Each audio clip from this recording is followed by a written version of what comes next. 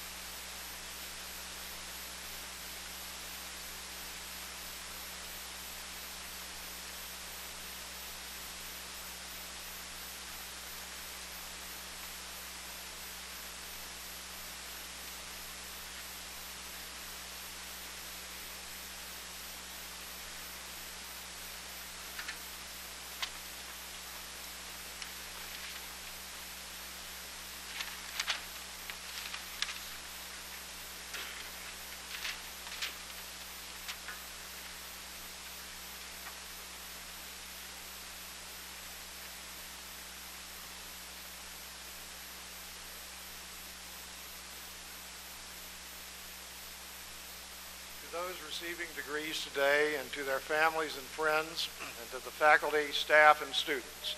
And on behalf of the university, I want to extend a warm welcome to the spring 2012 commencement exercises in this 141st year of the university. Please remain standing as Amanda Everhart, female member at large for the class of 2012, gives the opening reflections. Immediately followed by Ms. Everhart's remarks, we invite you to join Aurora Martin in singing the national anthem.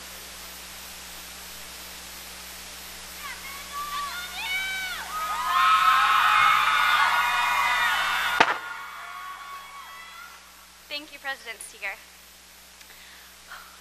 Good afternoon and welcome, class of 2012. Wow, what a special moment this is for us. We've spent 4 years waiting for this day, and now that it's arrived, we only wish time would slow down. This weekend, surrounded by friends and family, we celebrate our individual journeys that have culminated in earning a degree from Virginia Tech. Individual journeys, yet the cherished bond we share is that we are all Hokies. To be a Hokie and to have had the unique Virginia Tech experience means that we have learned to respect and admire different cultures and people, living by the expectations outlined in the Virginia Tech Principles of Community. We've established the foundation to be lifelong learners. We have contributed to the local, national, and global community in the spirit of UPROSM. We have learned how to treat others, holding close to us those who are a part of our journey, and making lifelong friends with whom we've shared many laughs and tears. Furthermore, we've created a connection to this university that will bring us back to our beloved town of Blacksburg year after year. The nature of this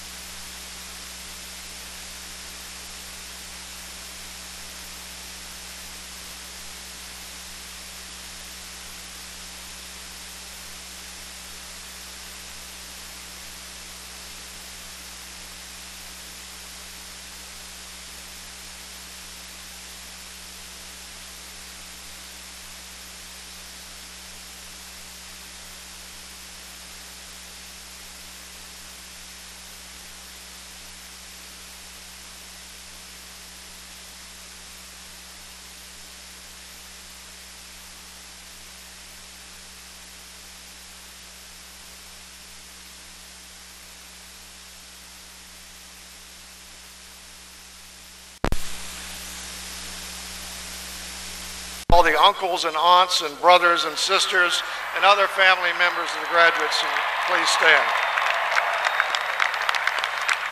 Great, it's great to have you here. And now, Mr. Matthew Winston, Vice President of the Virginia Tech Alumni Association Board, will bring greetings on behalf of the alumni. At Virginia Tech, he served as the Student Government Association's Public Relations Director and also spearheaded the Joint Collegiate License Plate promotion that now raises over $250,000 for scholarships for the university. After he graduated in 1990, Virginia Tech hired him to direct the university's news bureau. He left Virginia Tech in 1998 to take a position at the University of Georgia, where he's currently assistant to the president, overseeing staff and student issues, athletics, auxiliary services, and diversity issues in the university. He's a member of the International Board of Trustees for the Council for Advancement and Support of Education, and in his local community, he's a member of the Board of Advisors for the Friends of the Georgia Museum of Art and many other business and civic organizations. So I'm really delighted that Matt could be with us today, and we look forward to his comments. Matt?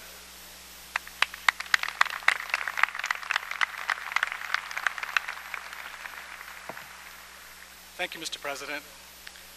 Madam First Lady, Senator Warner, to the administration here at Virginia Tech, to the faculty and the staff, it is my honor to stand here before the students, the graduating class of 2012 at Virginia Tech, to welcome each of you to what is now your Alumni Association. Virginia Tech opened its doors to serve the people of this state 137 years ago.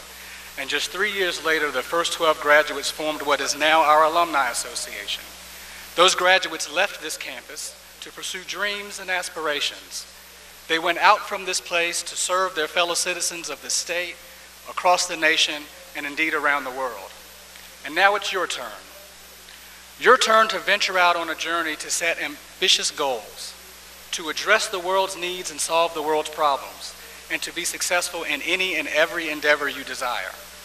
Today you join more than 220,000 living alumni who each day faithfully and ably represent the Hokie Nation in their jobs, their neighborhoods, their places of worship, in their schools, the playing fields, the courtrooms, and even in space. It is the talent and dedication of many of these alums who have shaped our Alumni Association with pride, with purpose, and with love for and devotion to this great institution. I encourage you now to follow in their footsteps and make a place for yourself within this Alumni Association. Stay involved with your university. Give it the same energy and opportunity that it has given you. Stay active and in touch with the organizations and individuals that have been a meaningful part of your Virginia Tech experience. Seek out and engage fellow alums and alumni chapters in the communities where you live, and participate fully in the events and service projects that they host. Encourage high school students in your communities to become Hokies. Mentor current students and help future graduates find jobs. And don't be afraid to ask fellow Hokies to do the same for you. Set an example for those who follow by living and breathing the school motto, "Ut prosum," that I may serve. And then come back to campus whenever possible. Come back for lectures, for concerts, reunions, or to visit a favorite professor or mentor. Come back to Blacksburg to eat a burger from Mike's Grill, or to get a donut from Carol Lee. Come back to this stadium to jump up and down to the rhythm of Enter Sandman. And come back to show off this beautiful place to your coworkers, to your children, to your friends, especially those who were not fortunate enough to attend Virginia Tech. Nikki Giovanni reminded us just 5 years ago that we are Hokies, that you are better than you think you are and not quite what you want to be. In your journey to become what you want to be, I offer you this. Be serious, but don't take yourself too seriously.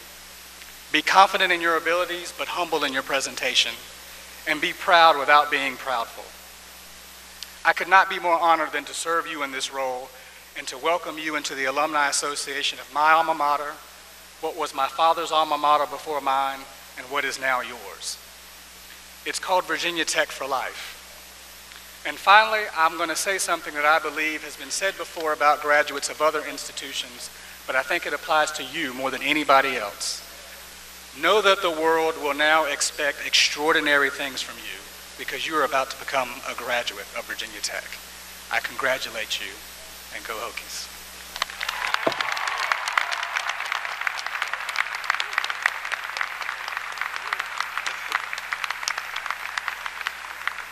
Thank you, Matt. Now I'm pleased to introduce Mr. Sandy Bass, the president of the 2012.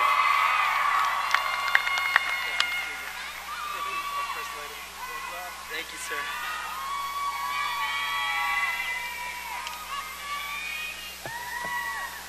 So nervous. Good afternoon, everyone. I have the privilege of serving as the president of the class of 2012. When given the task to reflect on the experiences that our class has endured over the past 4 years, I have to be honest in saying that I was completely overwhelmed. Where should one begin? Should I talk about our first visit to campus? Or maybe what was going through our minds as we were trying to keep up with the fast-paced schedule of freshman orientation? Or maybe describe the feelings of nervousness, anticipation, and perhaps angst of walking into our first class as undergraduates? Or would it be more appropriate to talk about the intensity and adrenaline flowing through our veins as we walked into this stadium for our very first home football game? Regardless of your experience, please realize that you have so many rich memories to hold on to for the rest of your lives. And hopefully, you have gained just as many friends who shared those experiences with you. Although I am just as excited as each of you to receive my degree from the best school in the nation, yeah, it is. I have to admit, there is nothing that has or could possibly make me happier than standing before each of you today. Just look around you.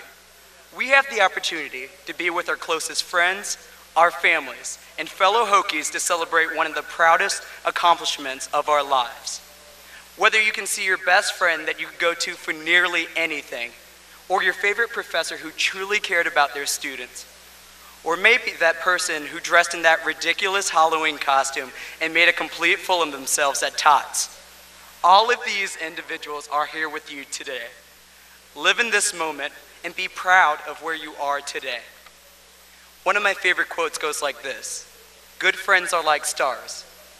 You don't always see them, but you know that they are always there." After college, we will be continuing our journeys dispersed across the globe. But no matter where we go, please realize that we are never alone.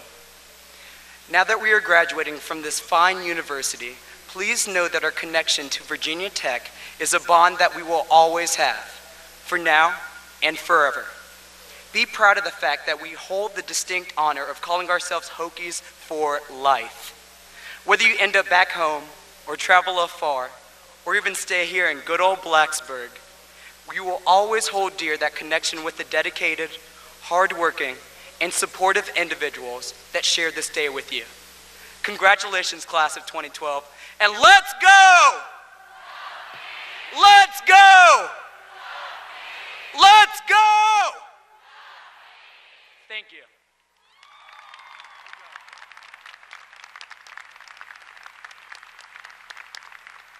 Thank you, Sandy. Now we invite everyone to stand and join Ms. Martin in singing our alma mater. Members of the audience will find the words inside the back cover of your program.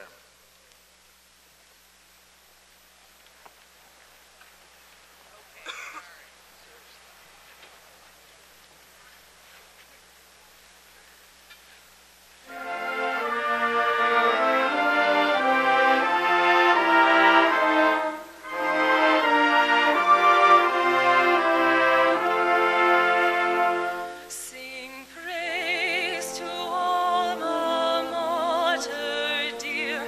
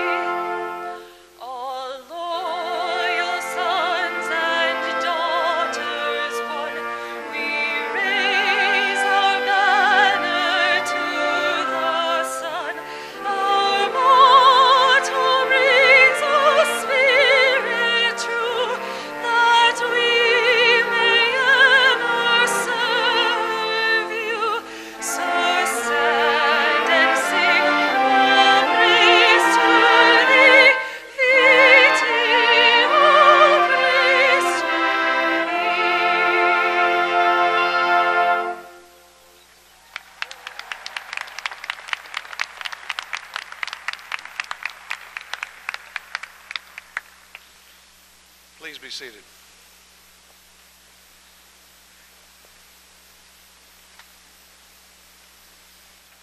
It's now my pleasure to introduce Senator Mark Warner, who is well known to the Virginia Tech community. Mark Warner was the first member of his family to graduate from college.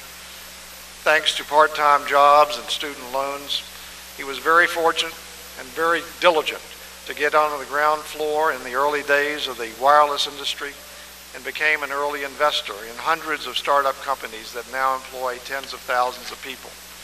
In part because of this early interest in high technology and the economy, Senator Warner has been a regular visitor to our campus for nearly 20 years, well before he was elected to public office. He would visit Virginia Tech regularly to keep up with the latest trends in electronics and wireless communications and biotechnology and other areas. Seeing these possibilities, he set up 2 venture capital funds, one for Southwest Virginia and one for Southside, to help spur economic development in these areas that we all know lag the rest of the state in innovation and job creation. Senator Warner last delivered a Virginia Tech commencement address 10 years ago in 2002 during his first year as governor.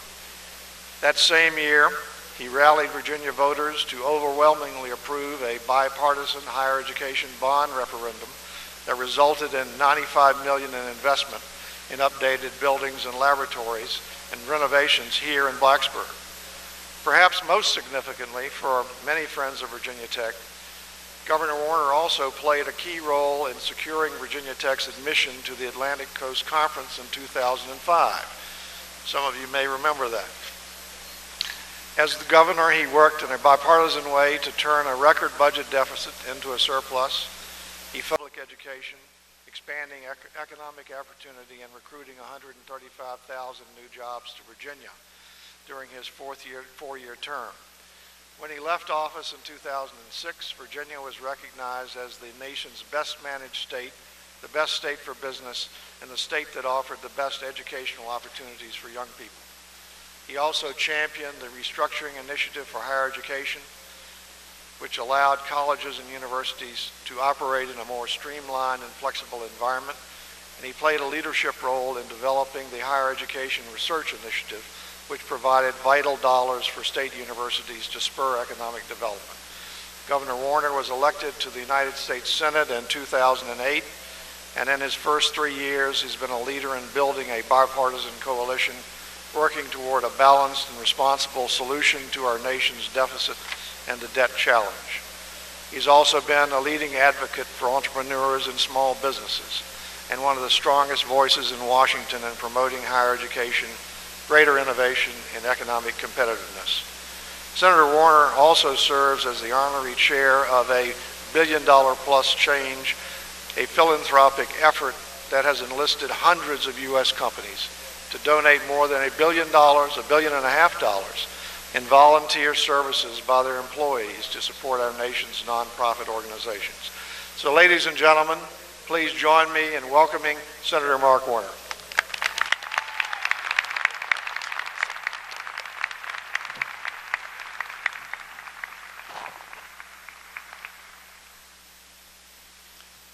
Madam First Lady, President Steger, members of the Board of Visitors, Virginia Tech faculty and staff, parents and friends, today we gather to acknowledge and celebrate the success of over 5,000 college graduates.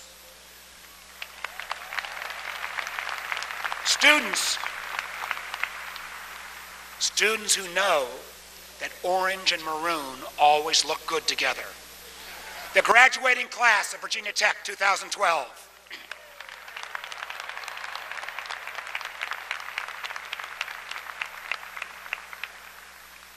I also want to acknowledge again, as President Steger has, Governor McDonnell. I know he's got a daughter graduating. I've got 3 daughters on the way at some point. Bob, at some point I hope to be sitting in the stands where you are. Mrs. Obama, I want to assure you I ate a healthy breakfast. I exercised for an hour before coming on stage. And I'm ready to take you on in a sack race after the ceremony. Welcome to your first visit to Virginia Tech.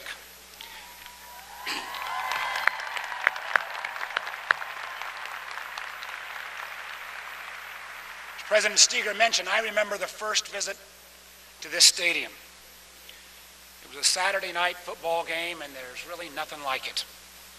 The atmosphere, the band, the students, I was hooked.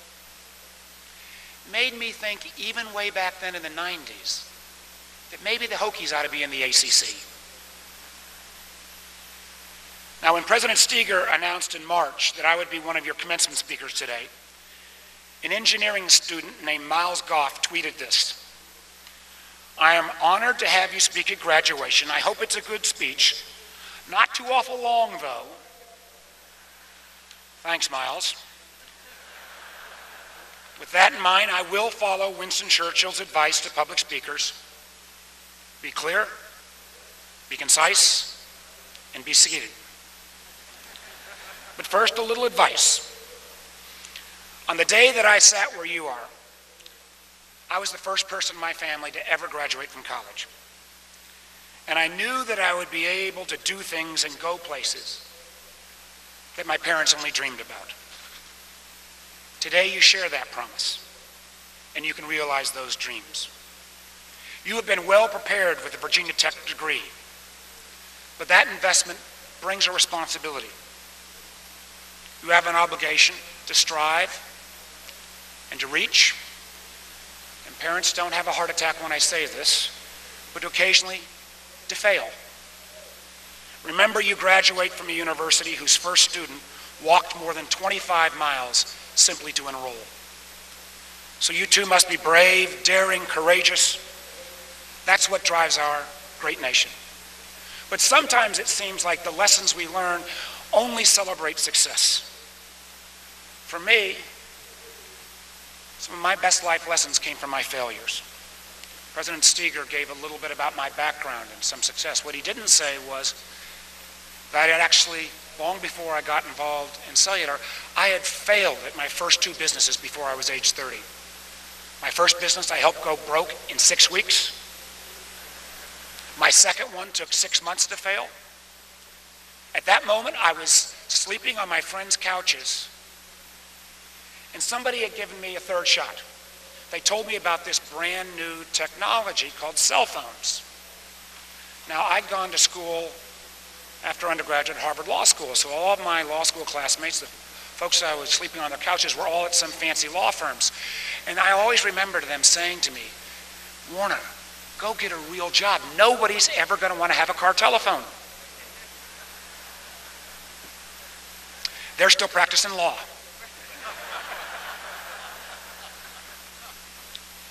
But going for it and being willing to fail and pick yourself up and learn from those failures and get right back in the game, that's what truly is great and unique about our country. Never forget that. But remember, along with your responsibility to yourself, you also have an obligation to your community.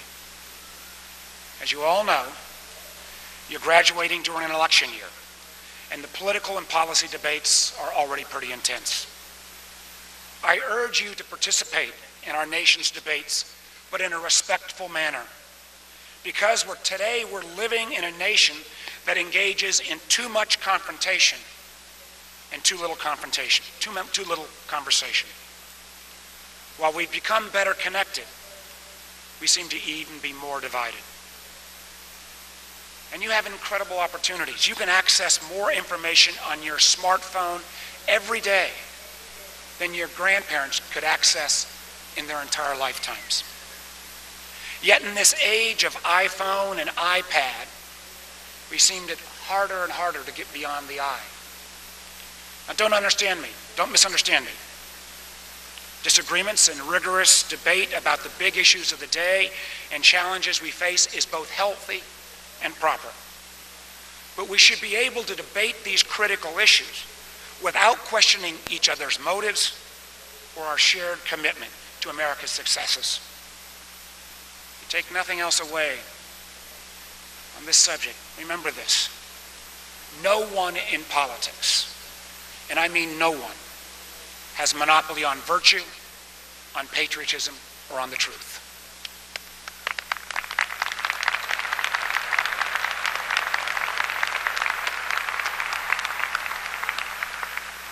For America to remain a great nation of incredible destiny, your generation must step forward and embrace the motto of this university, that I may serve, a motto that many of you have already accepted into your daily lives.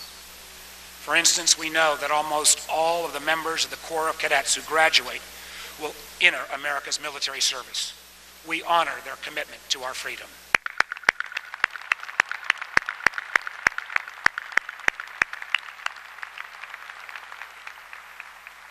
And let me just add, Mrs. Obama, that all of us applaud your personal commitment to America's men and women and their families. You and Dr. Biden have set a strong example for the nation in encouraging stronger community support for our returning veterans and our military families. We should never, never, ever forget those veterans as they return. Thank you for what you've done.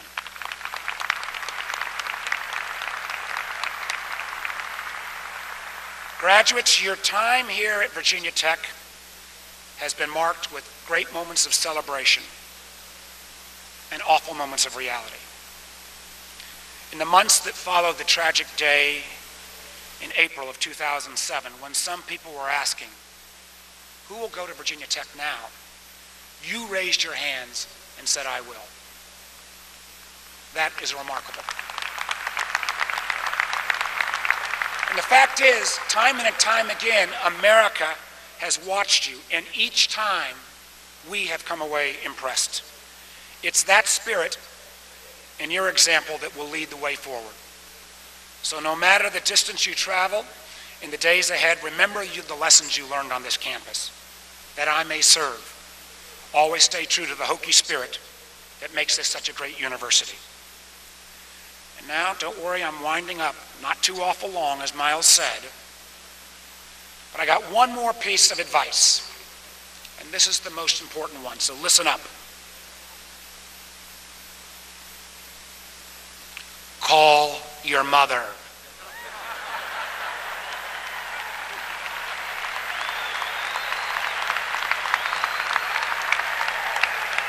And that's not because it's Mother's Day this weekend. Because if you're really honest with yourself, you're sitting all there all proud and happy. But if you're honest with yourself, you know you didn't get here alone. So call your mother, call your father, call your grandparents, your aunts, your uncles, your girlfriend, your boyfriend, your husband, or your wife. After this ceremony, seek out that special person who has encouraged and supported you on this journey, and tell them thanks and tell them you love them. It'll make you feel good, it'll make them feel good. Don't just tweet them or text them or put it on Facebook. Go find them and tell them that directly. Matter of fact, as the president said, you can even use a cell phone. Every time you do that, I hear cha-ching, cha-ching. Final point.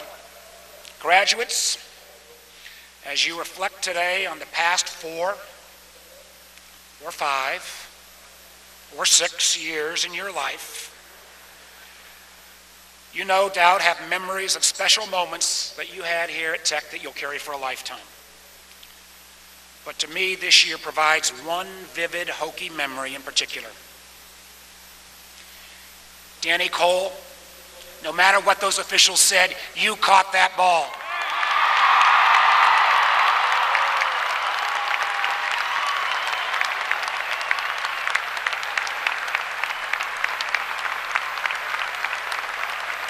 So Virginia Tech class of 2012, as you prepare to leave this great campus, let me summarize.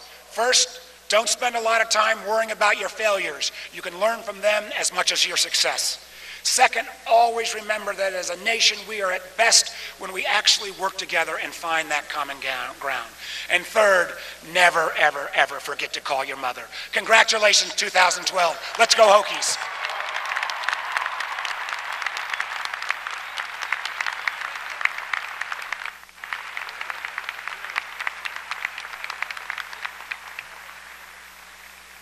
And now it gives me great pleasure to introduce Mrs. Michelle Robinson Obama, who became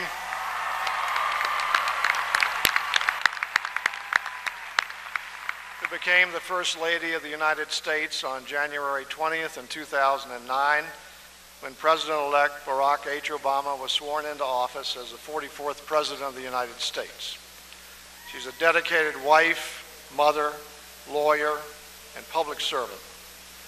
Mrs. Obama's focus as First Lady has been on issues close to her heart.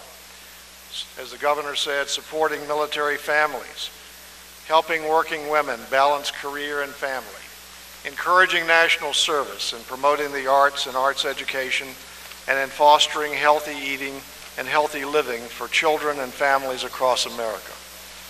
Raised on the south side of Chicago, Ms. Obama attended Chicago public schools and went on to study sociology and African American studies at Princeton University.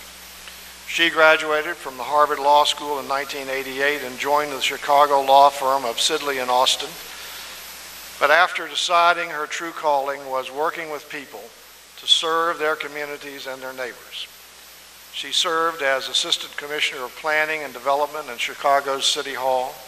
She then became the founding Executive Director of the Chicago Chapter of Public Affairs, an AmeriCorps program that prepares young people for public service. And in 1996, Ms. Obama joined the University of Chicago as an Associate Dean for Student Services. And while there, she developed the university's first community service program. And later, under her leadership as Vice President of Community and External Affairs for the University of Chicago Medical Center, volunteerism rose dramatically. Promoting service and working with young people has remained a hallmark of her career and her interest, and is the essence of Virginia Tech as well. Continuing this effort as First Lady in 2010, Ms. Obama launched the Let's Move campaign to bring together community leaders, teachers, doctors, nurses, and parents in a nationwide effort to solve the epidemic of childhood obesity within a generation.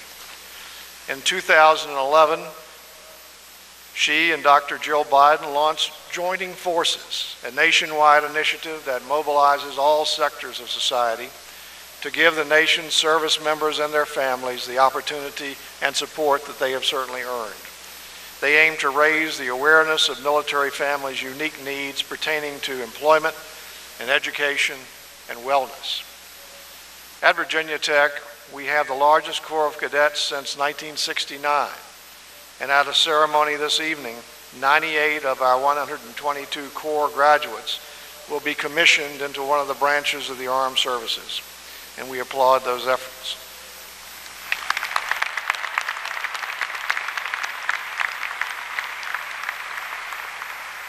I particularly want to thank the First Lady for being with us at this commencement exercise and invite you to join with me in giving her a warm welcome to Virginia Tech.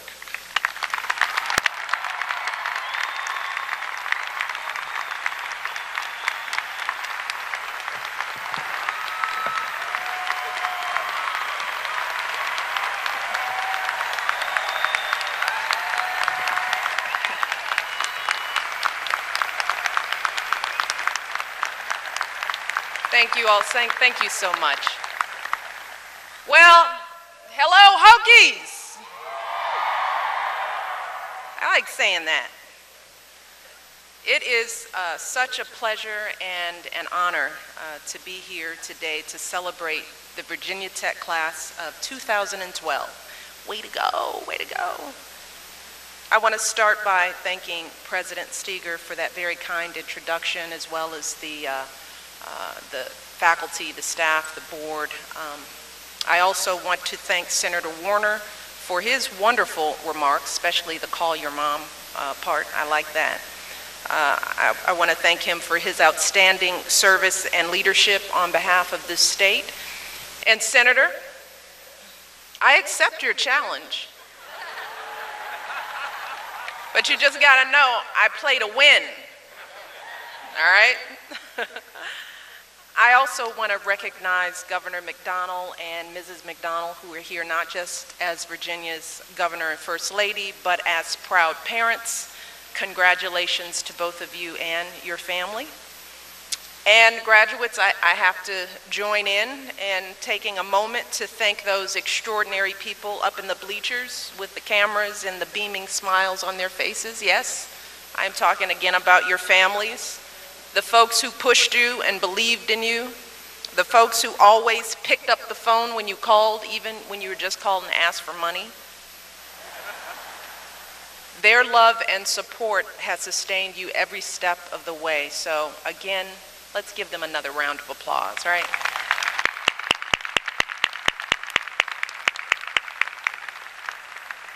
And finally, to the class of 2012, you all, congratulations.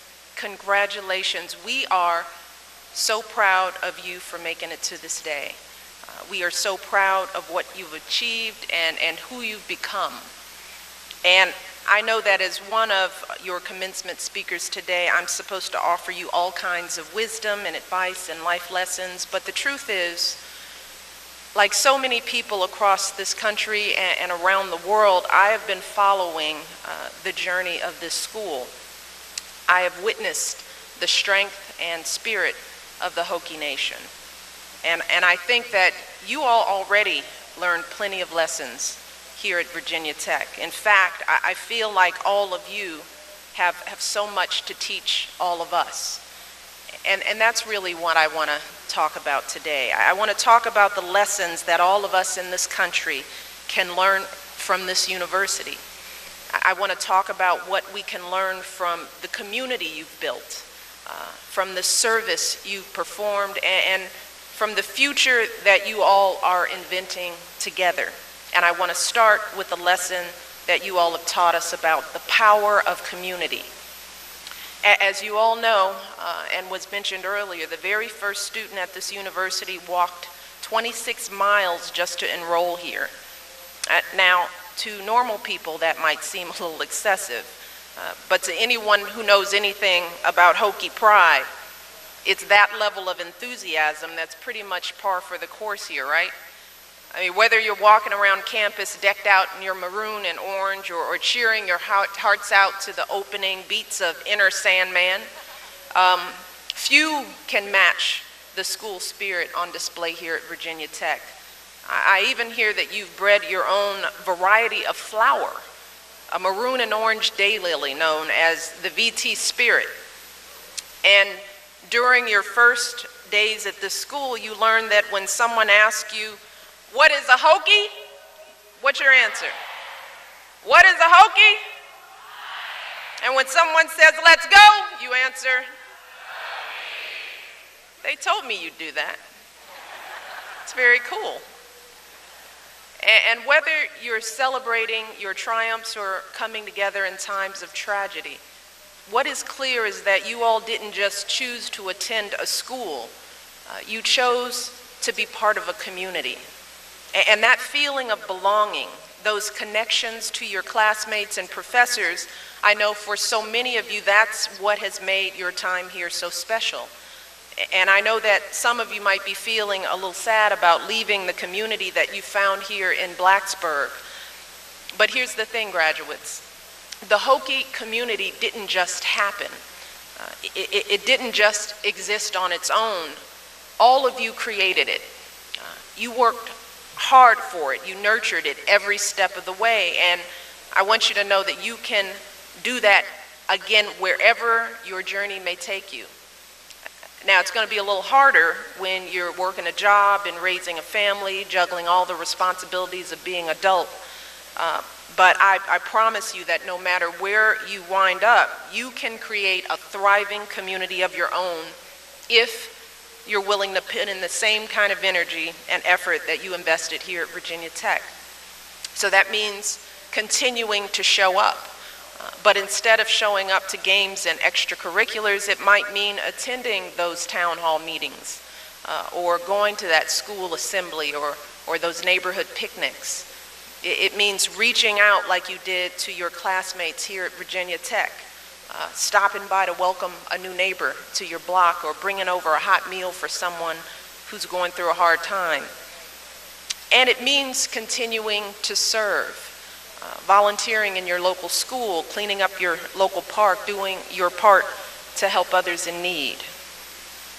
And that brings me to the second lesson all of you at Virginia Tech have taught us, and that is the power of service.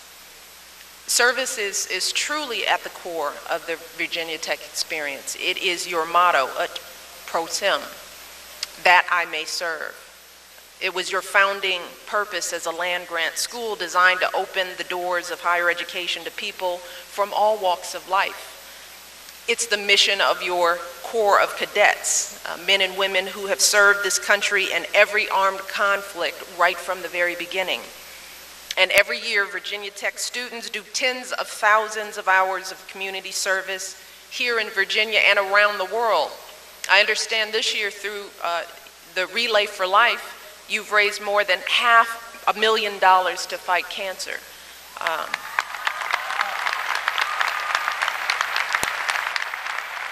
And at this year's big event, more than 6,800 people volunteered on 990 different projects.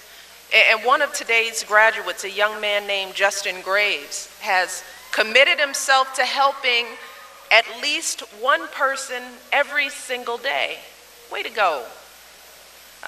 As he put it, and these are his words, Justin said, "Life is all about what you have done for other people."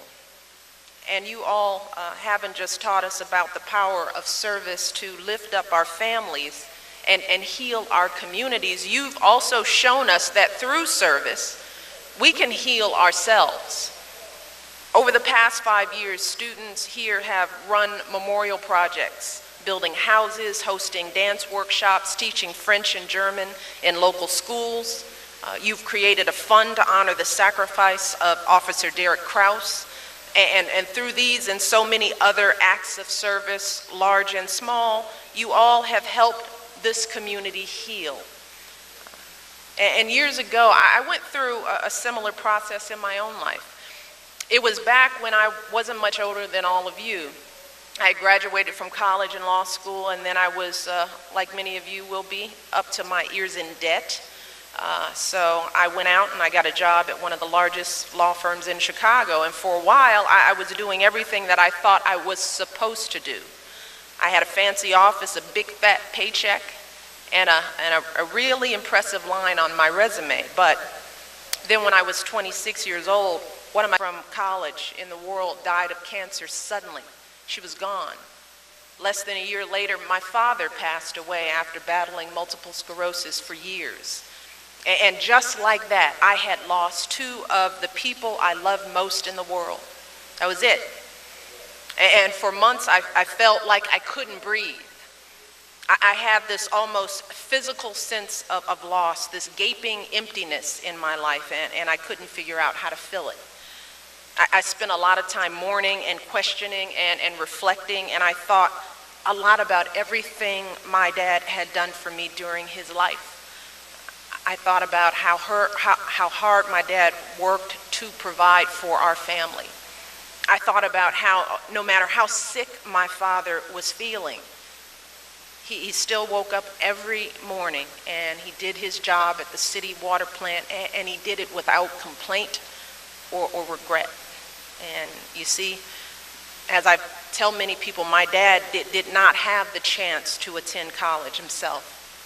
But he and my mom, they saved and they sacrificed. They poured everything they had into me and my brother because they wanted us to get an education they could only dream of. And while pretty much all of my college tuition was covered from loans and grants, my dad still paid a small portion of that tuition himself.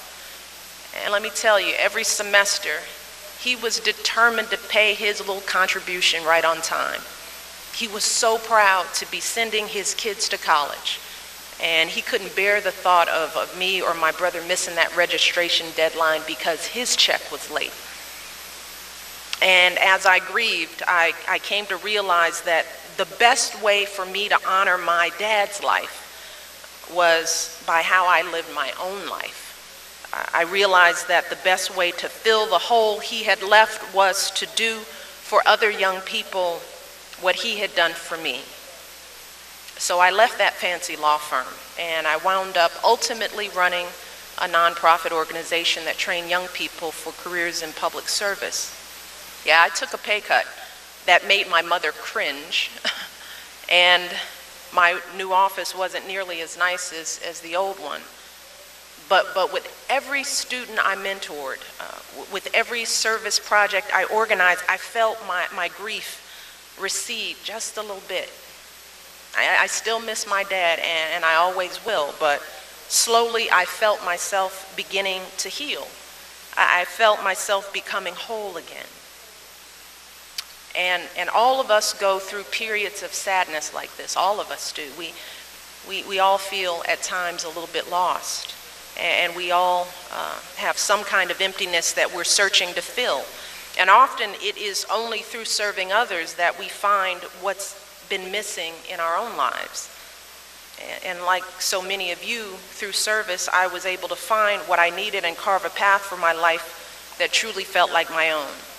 And that brings me to the final lesson that all of you have taught us. And that is the power of inventing the future. And I know you hear this phrase all the time here at Virginia Tech, but today I just want to pause for a moment on the word invent. Because the phrase isn't succeed in the future, it's not plan for the future or do the best you can in the future, it's invent the future. And with those three words comes a simple message, a call to chart your own course and live life on your own terms. And that's a lesson that I first learned back when I was a teenager. And some of you may have grown up like I did in neighborhoods where kids very few of them had the chance to go to college, where being teased for doing well in school was just a fact of life. Where well-meaning but misguided folks questioned whether a girl with my background could get into the kinds of colleges I dreamed of attending. But I worked hard, and I did my best to tune out those voices of doubt, including the ones inside my own head. And eventually I was accepted to Princeton, and I got that education that my dad had always dreamed of. But the truth is, graduates, there will always be folks who make assumptions about you based on superficial things like where you're from or what you're wearing or how you look. There will always be folks who judge you based on just one thing that you say or do, folks who define you based on one isolated incident. And here at Virginia Tech, I know you all know a thing or two about what that's like. But you also know that in the end, people can only define you if you let them.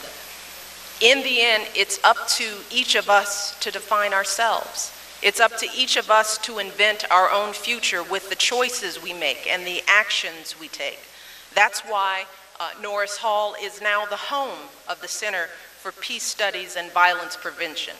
And West Ambler Johnston Hall will soon be reopened as a new residential college. That is why this year, on April 16th, you started attending class again, choosing to honor their lives by moving forward with your own. And that is why when you all are out there in the world and you meet someone and you tell them that you're from Virginia Tech, and they say, isn't that the school where, I want you to interrupt them right there and say, yes, it is the school where we have some of the best academic programs and professors in the country. That's what you tell them. You tell them, yes, it is the school where students are passionate about serving their country and supporting each other.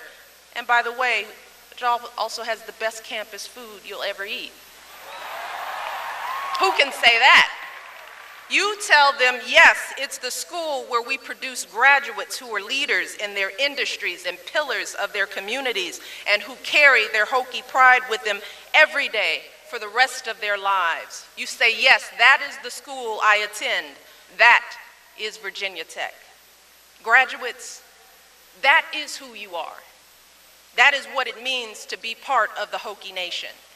And let me just tell you, we are all so proud of you. And we are all so inspired by you. And we are all determined to live up to the example you have set.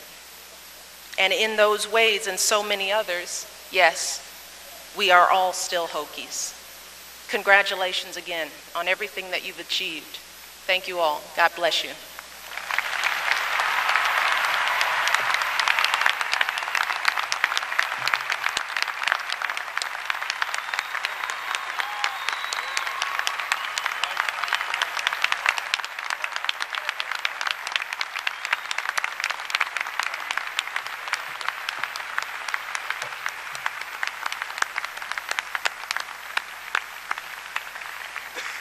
Thank you, Mrs. Obama, for honoring the newest alumni with your presence and for your very personal and inspiring message.